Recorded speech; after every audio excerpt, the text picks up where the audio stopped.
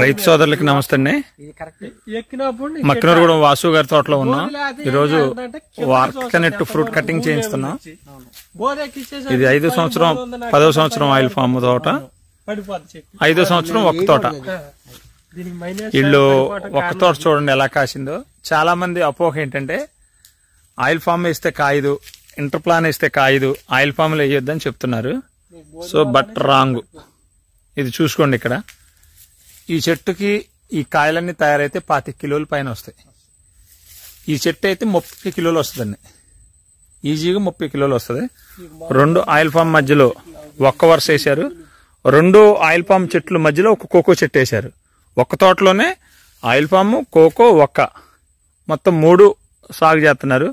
మధ్యలో అల్లం పెట్టారు, అల్ల పసుపు పెట్టారు, అన్ని పంటలు. ఈయనే రైతు వాసు గారు. సార్ చెప్పండి, ఇప్పుడు మీ ఒక్క మీద మీ అనుభవాలు ఏంటి?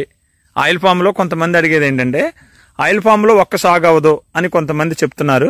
పండుతుందా పండదా అనేది. మొట్టమొదట్లో మేము కూడా సాగు అవ్వదు, పంట రాదనే అనుకున్నాము. అందుకని కొద్ది ఏరియాలో నేసాము.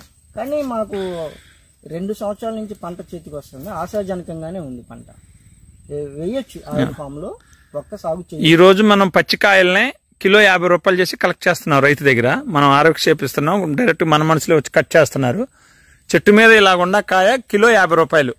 రైతుకి అంతకన్నా మంచి రేట్ ఏమి ఉండదు. ఏ పంటకు వస్తుంది మీకు? ఒక చెట్టు మనం ఈ చెట్లు 2 తీసుకుందాం. ఇక్కడ 20-25 కిలోలు కాయలు కాసాయి ఈ 2 చెట్లు కూడా. అంటే 20-50లో చెట్టుకు 1000 రూపాయలు ఇన్కమ్ వస్తుంది రైతుకి. అసలు టెన్షన్ లేని పంట. దీంట్లో ఏమన్నా లోతుపాట్లు ఏమన్నా ఉన్నాయండి? తెగుళ్ళు వాటికి అయితే ఏమి మనం సెపరేట్ గా మేనేజ్మెంట్ అంటూ ఏమీ చేయలేదు, ఏమీ అవసరం రాలేదు. ఓకే.